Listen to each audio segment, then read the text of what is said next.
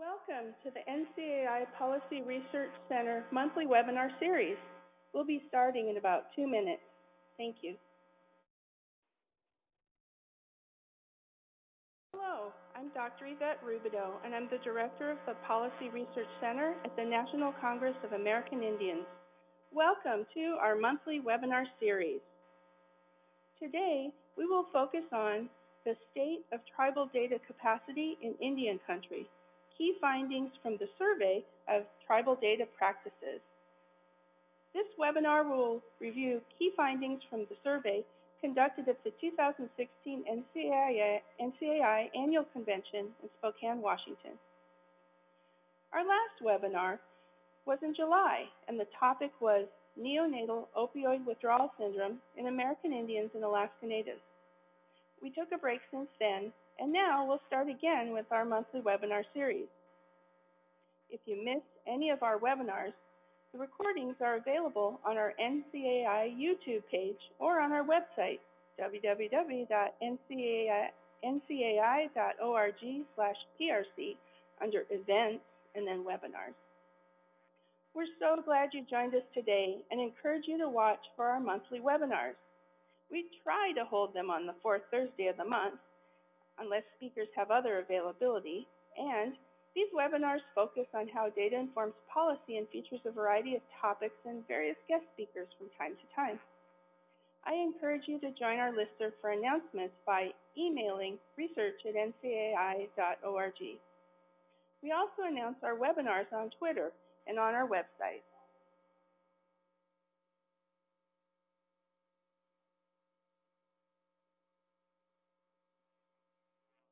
Here's an overview of today's agenda.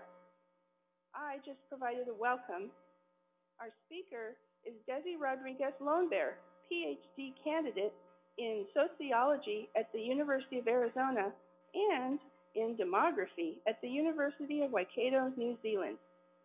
Desi took the lead on conducting and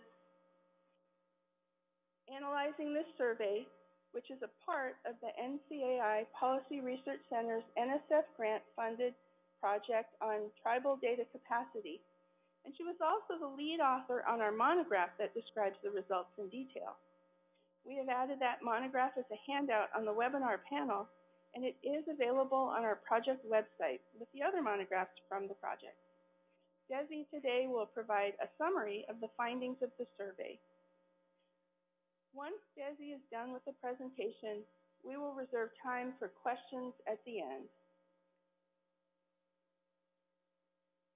And for a disclaimer, this material is based on work supported by the National Science Foundation under grant number 1439605. Any opinions, findings, or conclusions or recommendations expressed in this material are those of the authors and do not necessarily reflect the views of the National Science Foundation. Before we get started, I'm going to review a few housekeeping items and let you know how you can participate in today's web event. So this is a depiction of the GoToWebinar attendee interface, and it is made up of two parts. The viewer window on the left, which displays the presentations, and the control panel on the right. I'll quickly navigate how to use the control panel so you can readily participate in today's webinar event.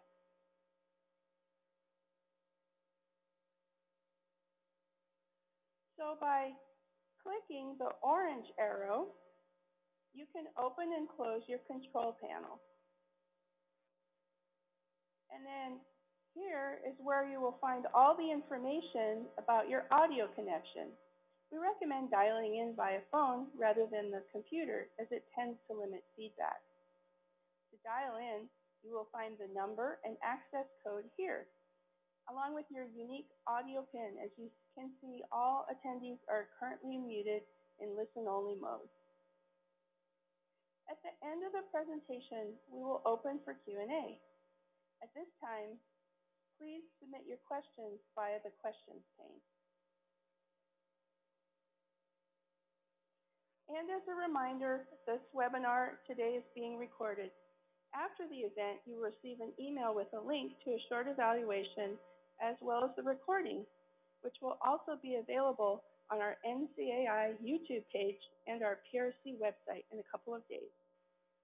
So at this time, I'm very happy to introduce our speaker today, Desi Rodriguez Lonebear. Go ahead, Desi.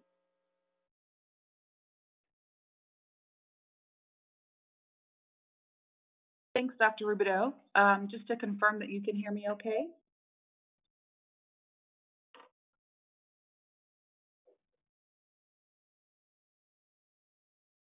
Yes, I can hear you great.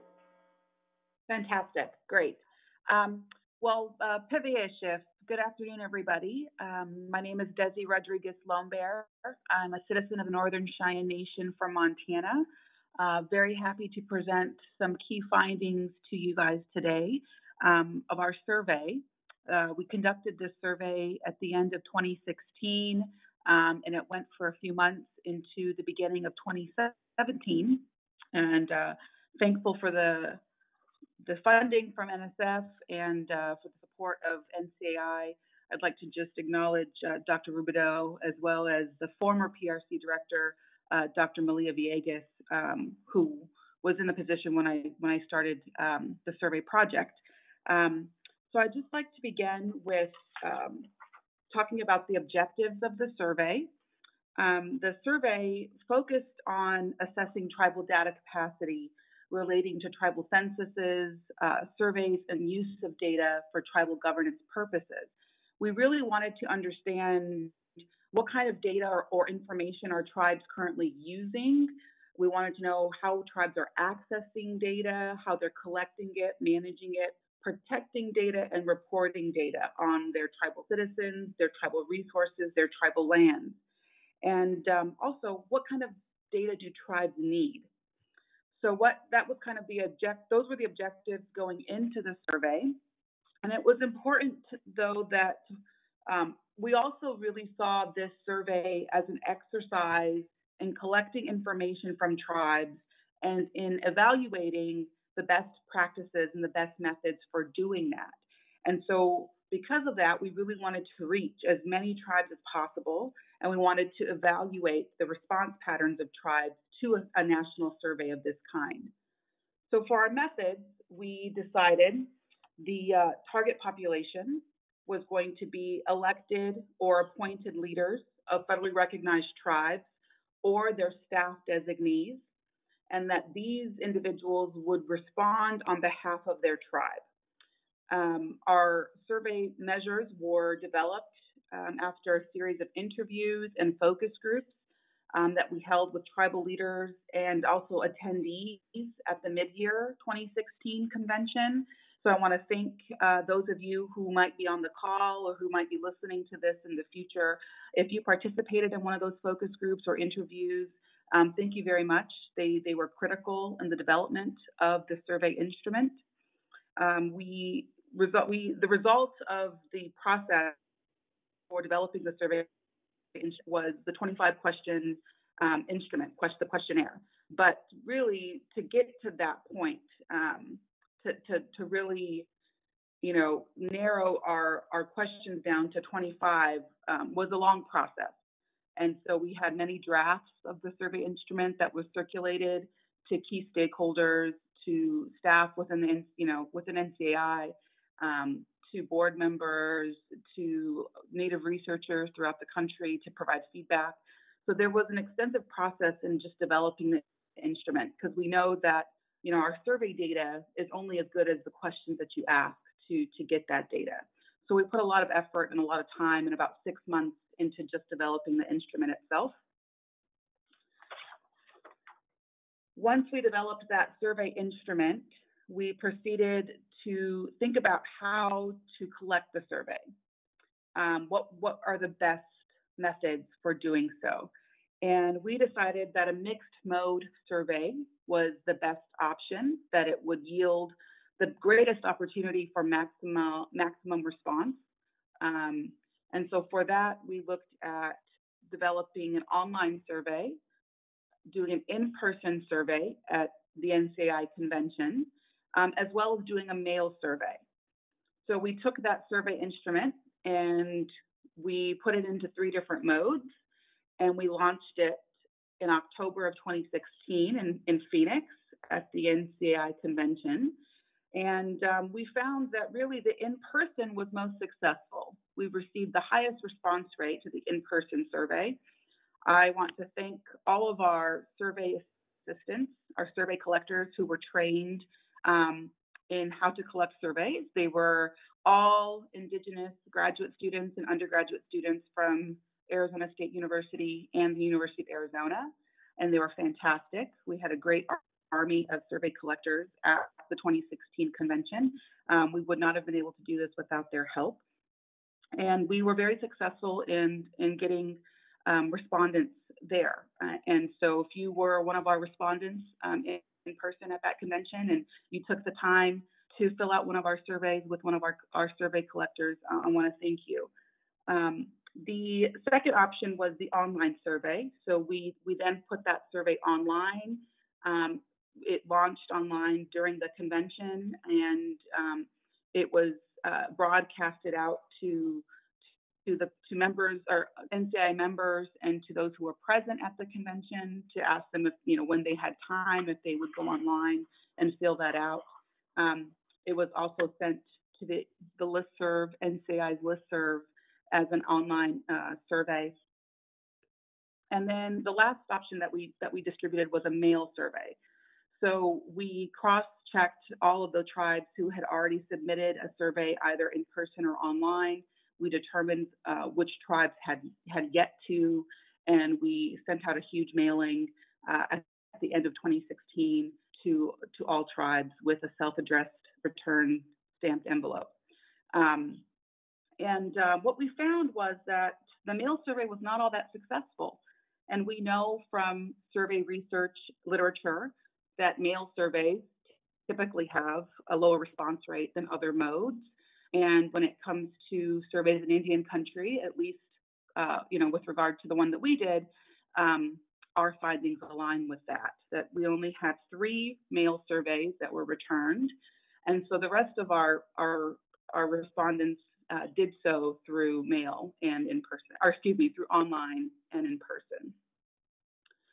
So I want to now go to the results now that we've worked through the methods. And I'm also happy to take questions on our methodology, on the process. And there is a bit more written up in the report that really goes through a little bit more in more detail about the development of the survey instrument and the collection process. So when it comes to the results, we did receive a total of 253 surveys. Now these totaled the 207 that were collected in person, 43 that were collected online, and 3 that were sent in by mail. Our respondents included tribal leaders, tribal staff, and a range of other respondents who fit into the other category. Some of these people indicated that they were tribal members or tribal researchers. And so we kind of were faced with the dilemma. How do we evaluate who can fill out a survey on behalf of a Native nation? Who's eligible to do that? And so as a research team, we had to think about that. And our decision was that we took the position that only tribal leaders or designated tribal staff could complete a survey on behalf of a Native nation. And this was important because the goal of the survey was to really look at the tribal level. What is happening in terms of tribal data at the tribal level? And that meant that our unit of analysis needed to be tribes. And so while the respondents were individuals, in order to get to our unit of analysis, which were tribes, we made that decision that only tribal leaders or tribal staff were going to be included in the responses that we had eventually analyzed. So our final sample that we then analyzed was 197 responses. Of that 197, 57% were tribal leaders, and 42% were tribal staff. Importantly, though, those 197 responses made up or accounted for 122 federally recognized tribes. So this is important because we had several tribes for whom there were multiple responses. So maybe there was a couple council members and maybe the tribal president and maybe a tribal staff member. They took the survey on behalf of the tribe. And so what we had to do then was, for those tribes that had multiple responses, we had to assign some weights to the responses. And so we did that in order to allow us to analyze the data at the tribal level and to obtain appropriate statistical estimates. So for example, we applied a weight to the responses in the analysis of 0.5 for those tribes who had 2 individuals respond, and we adjusted it accordingly. So the 122 tribes are included, and they represent 197 individuals, and this accounts for just under 25% of all federally recognized tribes, which is one of the highest response rates for a national survey of tribes. And so we're quite proud of that response rate. There were tribes represented from all of the BIA regions, and we know that in terms of size, there was a good distribution in terms of tribal size as well. I want to note that there were state-recognized tribes who did complete the survey, because state-recognized tribes are members of NCAI, some are, and we had 11 state-recognized tribes who completed. But what we did is we had to exclude them because of the low response rate, and so it's important that in the future, future tribal surveys really target their outreach to state-recognized tribes if that's part of their sampling frame, and if it is of interest to anybody on the call, the state-recognized tribal responses can be provided afterward upon request. So I'd like to now move into the actual findings.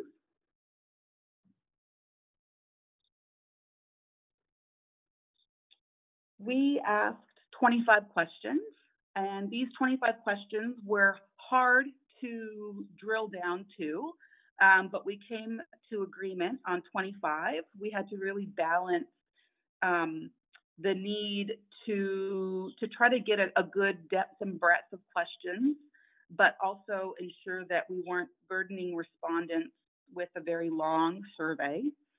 And so we came up with 25 questions, including a couple of open-ended questions.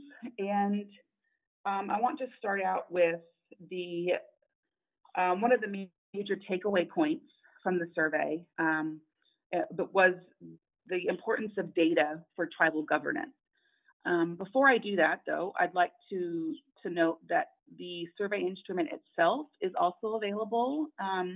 It should be in the appendix of the report or available upon request to NCAI if you'd like to have a look specifically at the questions that were asked and potentially replicate those, hopefully in your own tribal communities. So in terms of the data for tribal governance, we asked tribal leaders and staff how important it was to tribes to collect or have access to data on their tribal populations for governance purposes specifically. So really getting at this understanding of data for tribal governance. And incredibly, we had a phenomenal response rate of 83%. So 83% of tribes who responded to our survey said that it is extremely important for tribes to have this data. And so that is a really powerful kind of foundation for this work, is that we see that there is a tremendous importance placed on data by tribal governments. Next slide.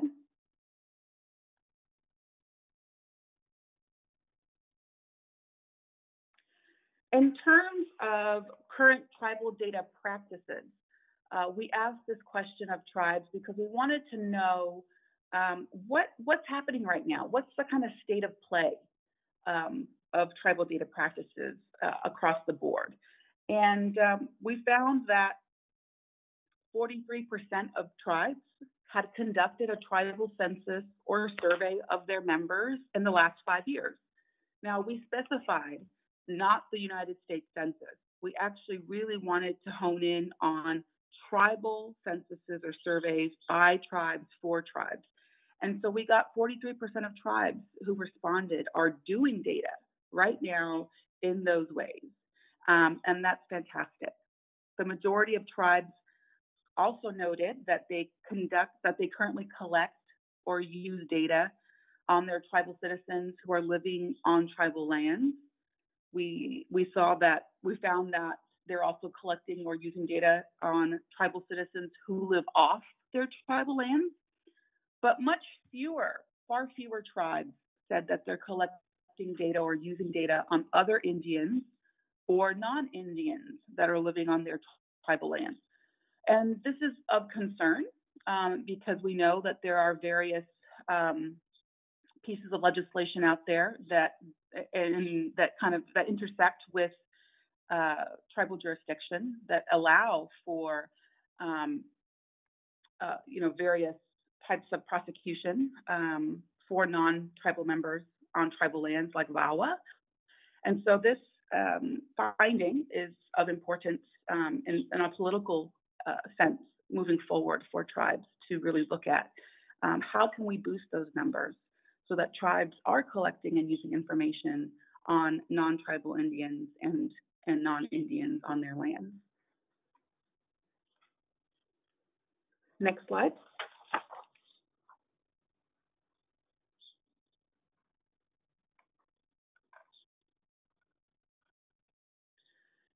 So we asked tribes, what kind of data are they using? What kind of external data are they accessing? And we see here that it's probably of no surprise that the United States Census data was the number one most frequently indicated response. So tribes are accessing U.S. Census data. 70% of them indicated that they are using that, followed by BIA data and HUD data. So those were the top three responses that I think anecdotally, those of us who work with data in Indian country, those seem to kind of be the top three players in the game. And so we see that is in fact what tribes indicated. What this finding also shows, however, is that there are a lot of data sources that tribes are not tapping into. Data sources that are put out there by state agencies, county agencies, by universities and colleges, by pan-tribal organizations, urban Indian organizations, for example. So there are a lot of data sources that are underutilized and under-accessed by tribes. And so this is a key finding to hopefully build additional data capacity at the tribal level. Next slide, please.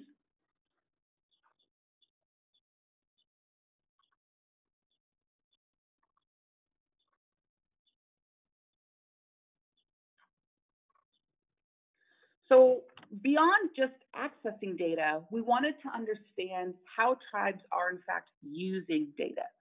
And to do that, we asked a question about usage, and we found that, perhaps not surprising again, that tribes, the majority of tribes are using data to meet federal grant or other reporting requirements.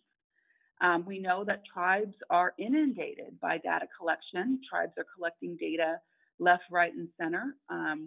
And, tribes have gotten very good at that, at collecting data.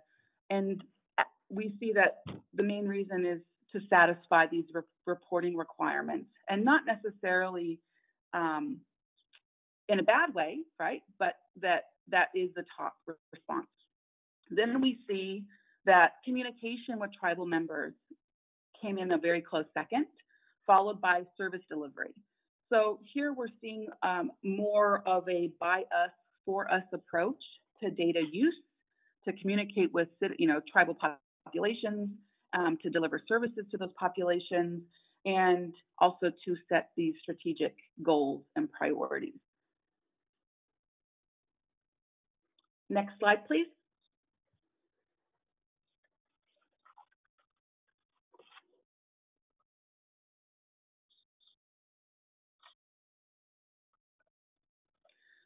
So it's important that we look at funding because we know where the dollars go. That's where the priority typically is for governments, for organizations.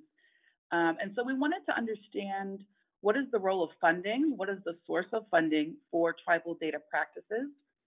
And we see that tribal money and federal grants and contracts are the main sources of funding for these tribal data practices that we reviewed. Of the tribes who indicated that they had conducted a tribal census or survey in the last 5 years, the majority had used tribal money and federal grants and contracts. We also found that tribes that collected and maintained their enrollment data are also mainly using tribal money and federal grants and contracts. And similarly, tribes that are funding the collection and the maintenance of data on participants in their service delivery programs, that they're most frequently also using tribal money and federal grants and contracts. But other sources of funding are used much less frequently. So we're seeing that there's this kind of disparity in funding tribal data practices where it's largely centered on the tribe using their own money and then accessing federal dollars, when there's perhaps what we could call overlooking the other sources of funding, such as state grants and contracts, foundation money, nonprofit organizations, or even unique kind of funding arrangements and partnerships. That seems to have been overlooked in thinking about how to fund tribal data practices. Next slide.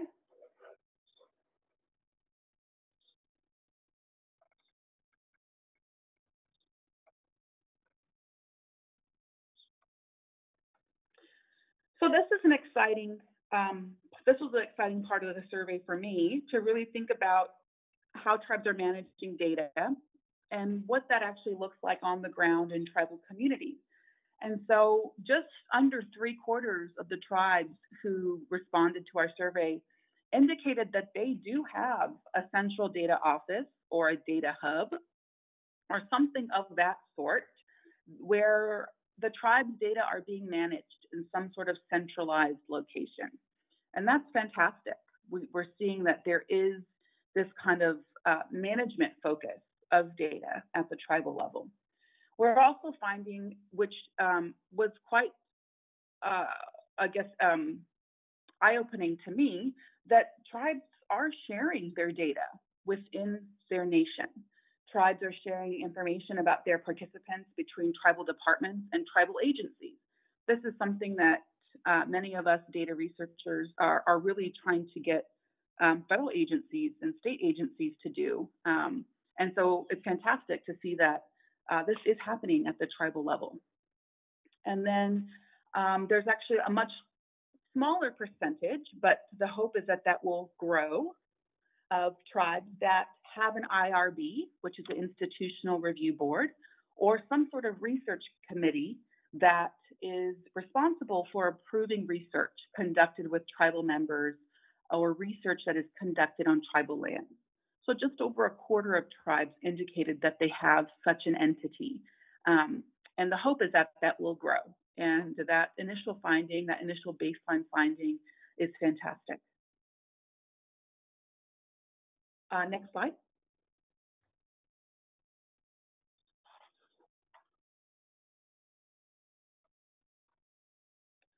So data privacy and protection is a very important tenet of this work for any entity, including tribes.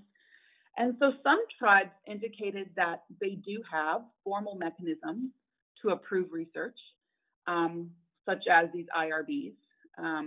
But other tribes indicated that there are other ways of protecting data. And these include employee confidentiality training, authorization by tribal members, so some sort of informed consent process, that there's also tribal ordinances or codes. So just under 50% of the responses, tribes that responded, said that they have an ordinance or a code that governs tribal data and information. So, a follow-up project to this work could be actually collecting those ordinances and codes and really making that available to other tribes to use as templates. So that's a fantastic finding that can actually support capacity building across the board. We also see that data security infrastructure, there's some sort of infrastructure build that tribes have engaged in, whether that be hardware or software or the cloud. And just 3% said that they don't have any current privacy protection. So that's fantastic. Their privacy protection in terms of data is on the minds of tribal leaders. Next slide, please.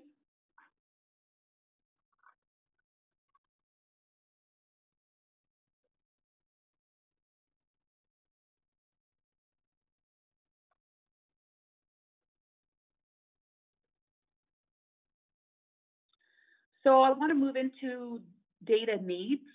So now that we've talked about capacity a little bit and the various types of data that tribes are accessing, I wanted to talk to you about the needs. And so we asked tribal leaders and staff to tell us what they need, what kind of data, what kind of information do they need for their governance. And we see that tribes expressed a wide range of areas in which they need more or better tribal data. And the most frequently identified need area was tribal language fluency and or other cultural information. So we're seeing the connection here between data and tribal knowledge, tribal culture, and that there is a need to further build that connection. So this is a very exciting finding, a very important finding for researchers, tribal leaders, policymakers alike. How do we ensure that there is a focus on building data that target our tribal languages and our cultures? Secondly was education level. Tribes are saying that they need information on the education status of their tribal members, followed by health, housing, basic demographics, employment status, income. So these all kind of hover around the 50%, 60% mark. And there's very little difference, very little significant difference between those. And so it's just important the takeaway from this is that there are a range of needs, and most importantly, the biggest need centers around language and culture. Next slide, please.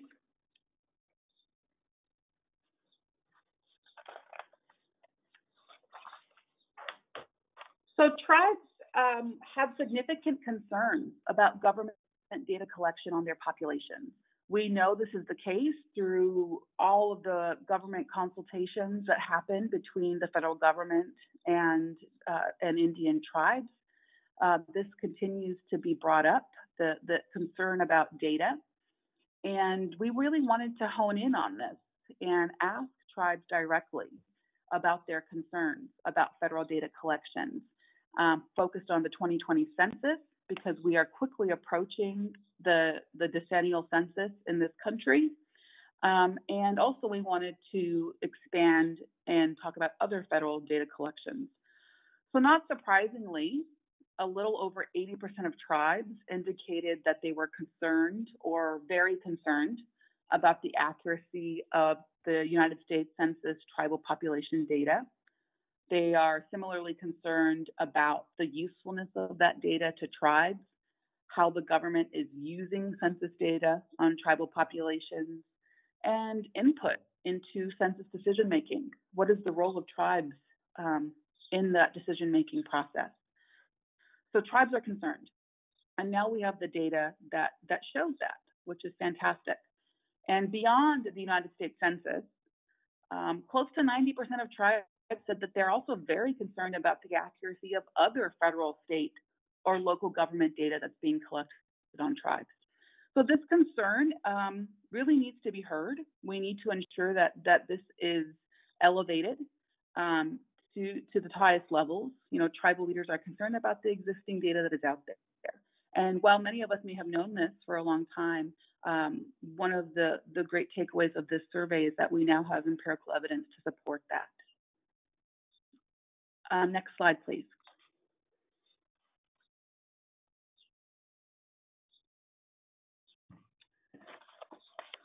So this is our final slide for the slide deck, and it really just talks about some recommendations. I want to point you to the report that we wrote, because the report itself has a list of 10 recommendations that we've put forth for consideration.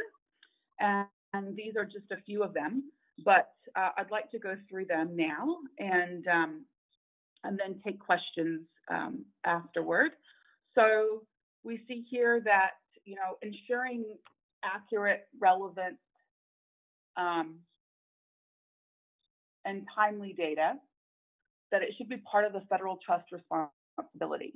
So that's not on this list of recommendations, but it is in our report, and that's our number one recommendation, that federal agencies should provide technical assistance and direct financial support for tribal data practices through government-to-government consultation. We've also see here that federal funding and technical assistance to develop for tribes to develop their capacity is necessary. So that's essentially the same recommendation there. Number two is that we need to really look at exploration of other sources of funding. So what are some kind of creative ways that we can think about funding tribal data practices? This includes prioritizing tribal investment, but it also looks at cost sharing between tribes, perhaps regionally. Exploring other funding mechanisms is an important catalyst in this work. And we know that engaging in tribal data practices is costly. And so we need to really start thinking creatively about alternative funding arrangements. Thirdly, that federal tribal partnerships on data are important. They need to be, we need to focus on that. We need to increase those partnerships, including access, sharing, and efforts to improve accuracy. And that part of that is really that federal agencies need to focus on trust building as they engage with tribes. And agencies should focus their efforts on ensuring tribal input into really key decision making and improving accuracy and access. Thirdly, we see here that we need to focus efforts to train students and tribal citizens in data collection efforts, research, STEM. I've written about this in other work, but it really is a focus on how do we grow and build data warriors, and how do we grow this workforce in tribal communities. Tribes should prioritize the development and the incorporation of data science curricula into their local schools, into tribal colleges and universities. This is very important moving forward. And that we need to continue efforts to build capacity in tribes to regulate and oversee data collection efforts. So that 25% of tribes who have IRBs and research committees, we really want to see that grow, and hopefully, that that regulation and oversight, that we grow that at the tribal level. Intertribal collaboration was another recommendation here. Tribes should look to partner with organizations also serving urban Indian populations. We need continued support for building tribal data capacity, and we know that there are existing successful initiatives out there. Tribes need to continue to assert control over their research and data efforts that are happening on their lands with their citizens and about their resources. And importantly, there's also a growing international movement around Indigenous data sovereignty, around Indigenous governance. And so it's important that tribes begin to think about international collaboration.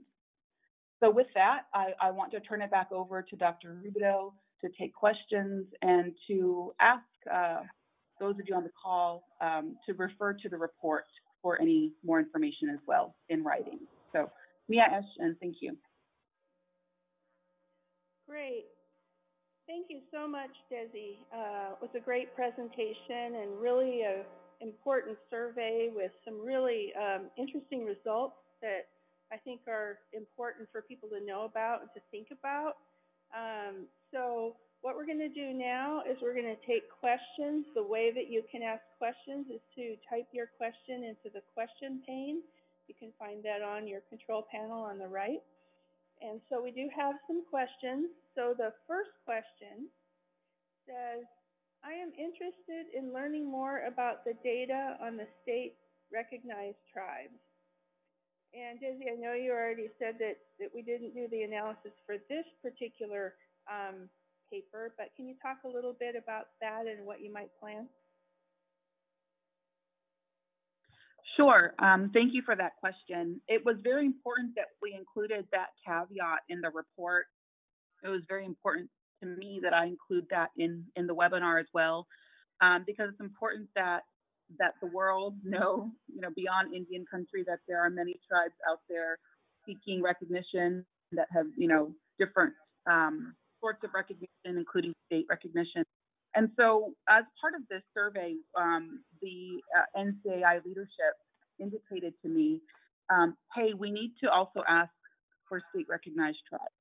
So that was a really good check for me as a researcher in my work as well, that I need to be including state recognized tribes in my thinking.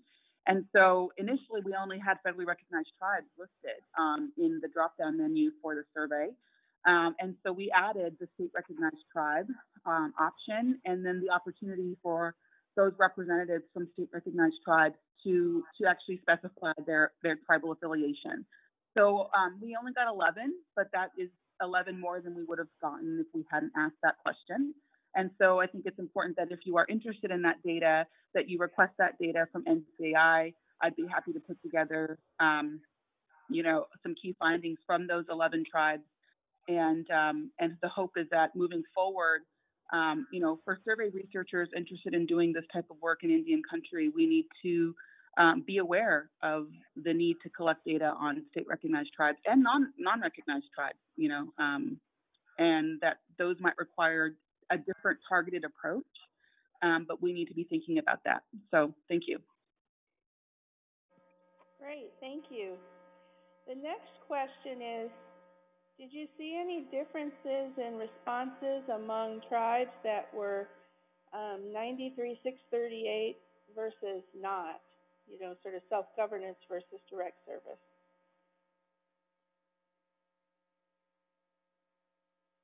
Yeah, thank you for that. So I want to acknowledge that when I did this survey, I was a doctoral data fellow for NCAI, and that affiliation enabled me to use this data as part of my dissertation research. So one of the things I am looking at is 638 designation, self-governance designation, and whether that has an influence on, the data practices of tribes. So thank you for that question. It's absolutely on my radar. It's something that I'm working on that will be forthcoming, looking at the variable of self-governance.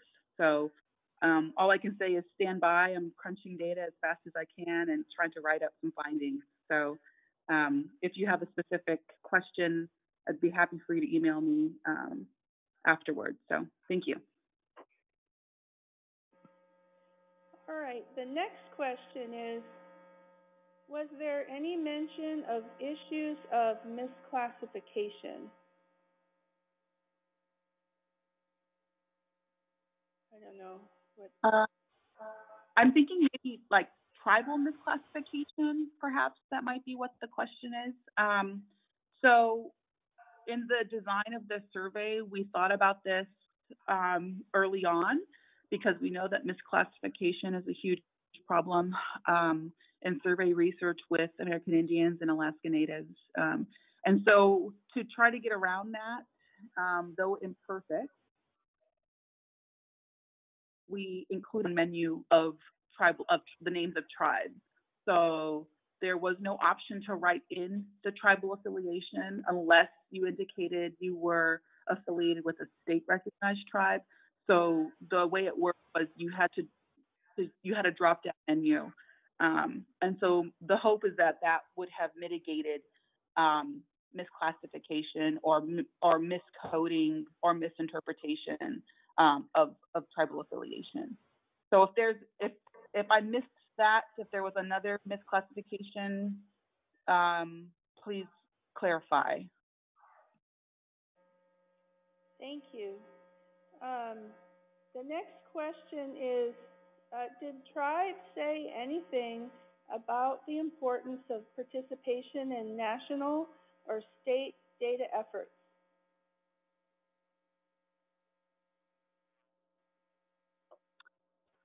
So thanks for that question. We didn't ask a specific question on that. We just really focused on their concern over those data collection efforts. We did find that tribes are wanting more input into those data collection efforts. So one possible interpretation of that is the value of those collection efforts, despite how problematic or incorrect they may be. So that's really all I can say on that. We did not ask a specific question on the value of participating, but we know that tribes are participating and that they are concerned about the accuracy and access and their input into that participation. Great, thank you. The next question is, what do you think about the relatively low percent of tribes that had an IRB or said they had an IRB?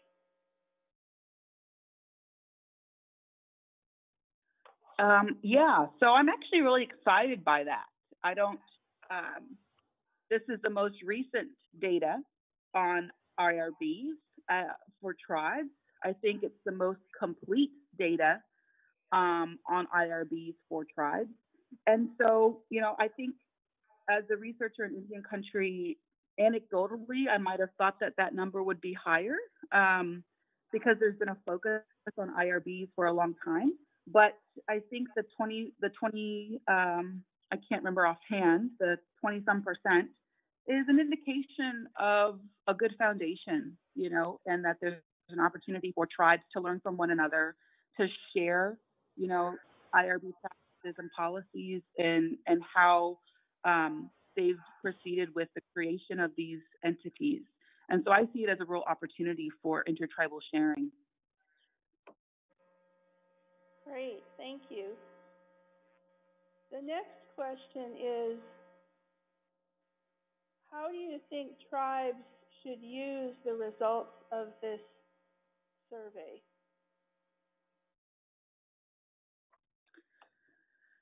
Thanks for that question. I think that's the ultimate question of this research, right? Is what now?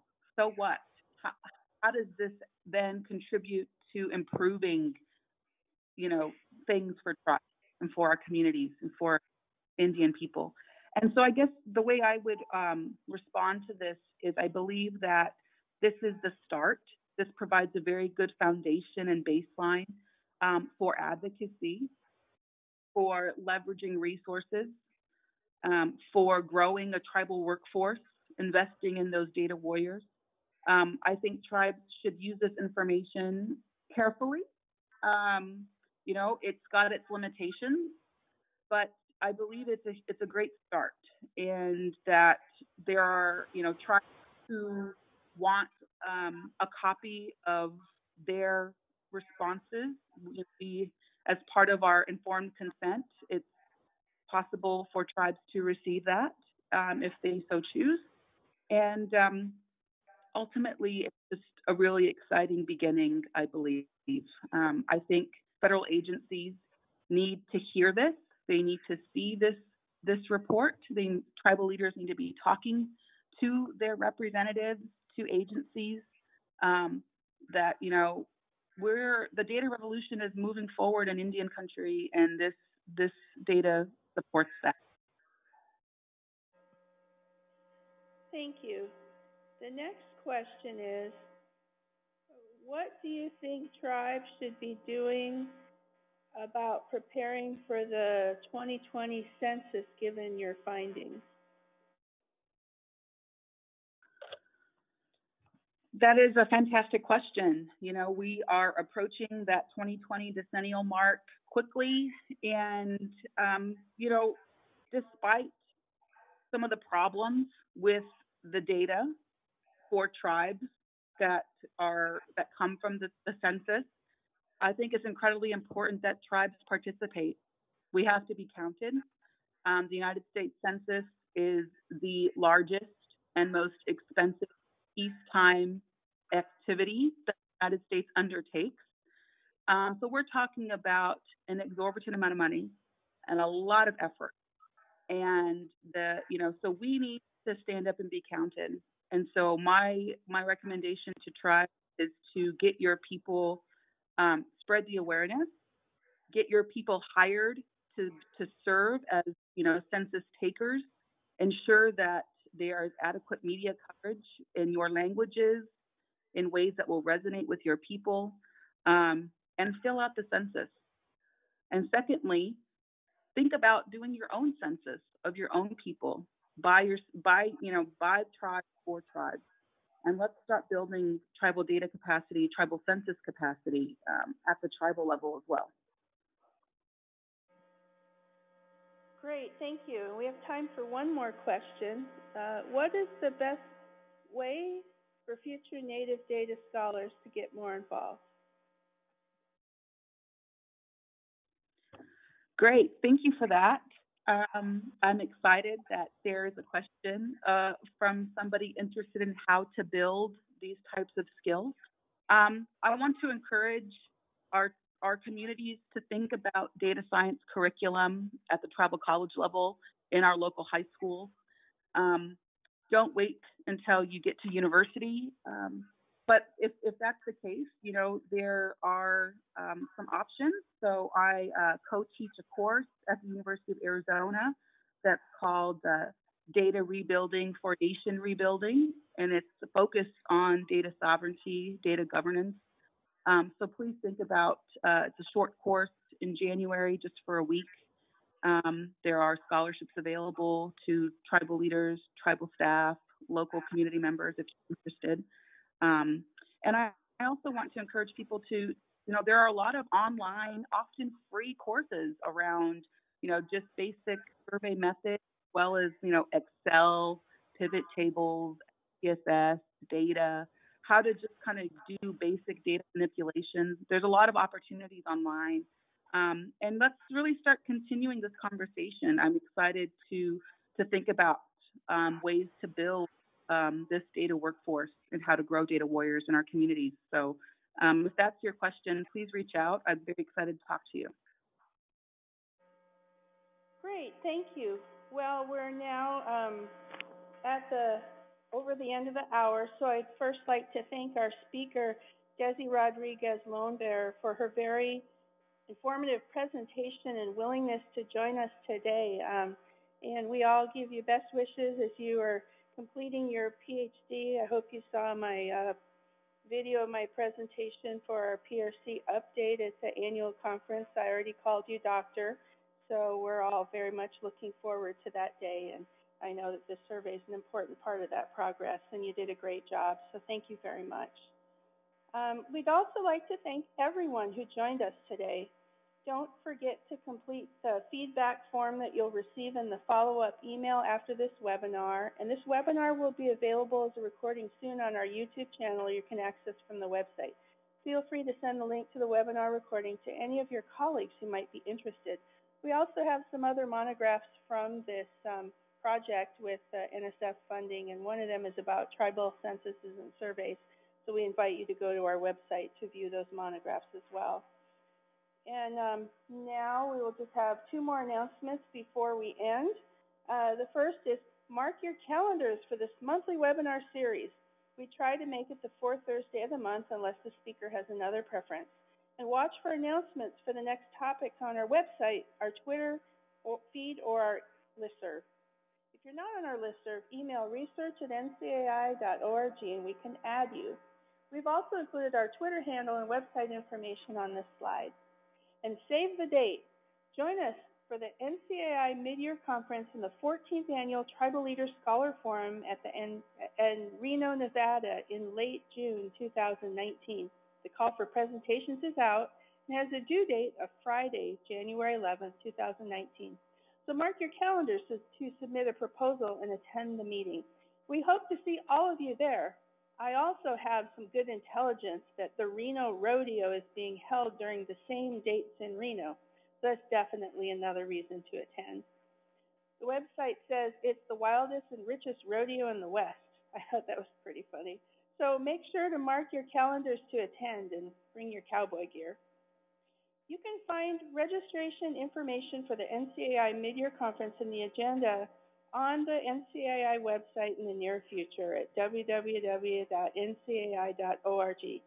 Again, thank you so much for joining us today, and thank you, Desi, for a great presentation. Have a great day and a great weekend, everybody. Goodbye.